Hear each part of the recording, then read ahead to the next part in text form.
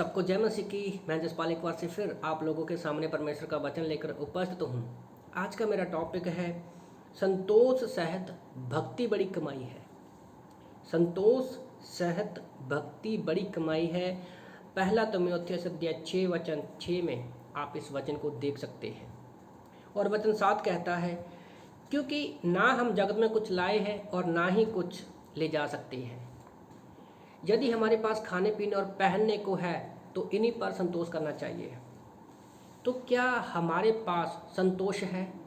संतोष सहित भक्ति की कमाई हमारे पास है कि नहीं है?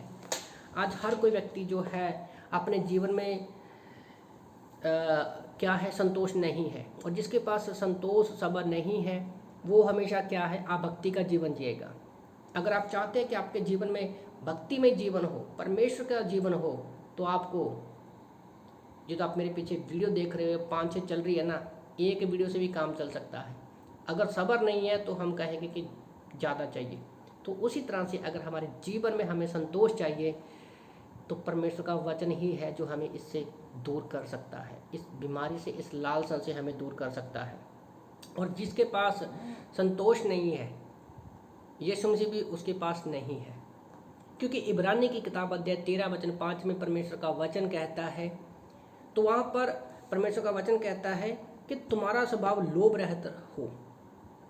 यीशु मसीह, अगर आप चाहते हैं कि यीशु मसीह आपके पास रहे तो दो बातों को याद रखिए।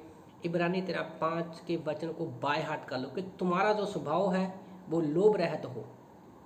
दूसरा, जो तुम्हारे पास है उसी में तुम सब्र करो, उसी में तुम संतोष करो, क्योंकि उसने आप ही कहा कि मैं न तुझे कभी छोड़ूंगा ना त्यागूंगा। तो अगर आपको लगता है कि परमेश्वर आपसे दूर है, अगर आपको लगता है कि परमेश्वर हमारी प्रार्थना का उत्तर नहीं दे रहा है, तो कहीं आपके पास ये दो चीज़ें तो नहीं है।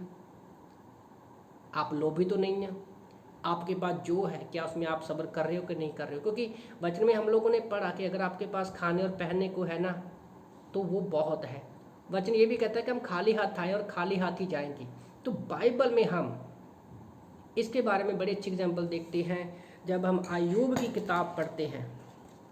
अय्यूब की किताब अध्याय 2, उसमें हम उस स्टोरी को सब जानते हैं कि अय्यूब के 10 बच्चे होते हैं। वो एक धर्मी व्यक्ति है, पर उसका सब कुछ चला जाता है। उसके बच्चे मर जाते हैं, सारी संपत्ति चली जाती है, उसका शरीर जो है पूरी रीति से ख़त्म हो जाता है, मतलब फोड़े हो जाते हैं।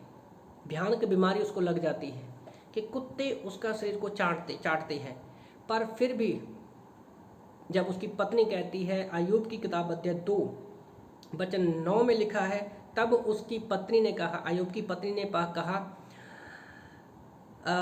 क्या तू अभी भी अपनी खराई पर बना है? परमेश्वर की निंदा कर और चाहे मर जाए तो मर जा।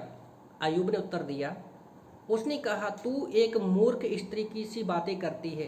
क्या हम जो परमेश्वर के हाथ से सुख लेते हैं दुख क्यों ना ले? इन बातों से मैं अय्यूब ने अपने मुंह से पाप की बात नहीं की। तो वो ये भी कहता है कि हम नंगे आए थे, नंगे ही जाएंगे।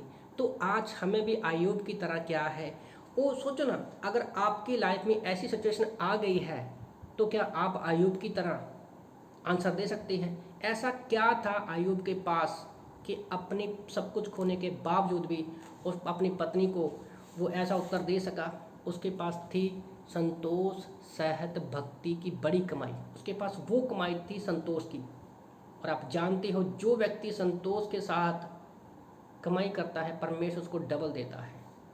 तो अगर आपकी लाइफ में संतोष की बड़ी कमाई नहीं है तो आप प्रार्थना करो परमेश्वर से कि परमेश्वर हमें भी अय्यूब के जैसी संतोष की जो कमाई है वो दे। तो इन वचनों से प्रभु आपको आशीष दे। आमीन।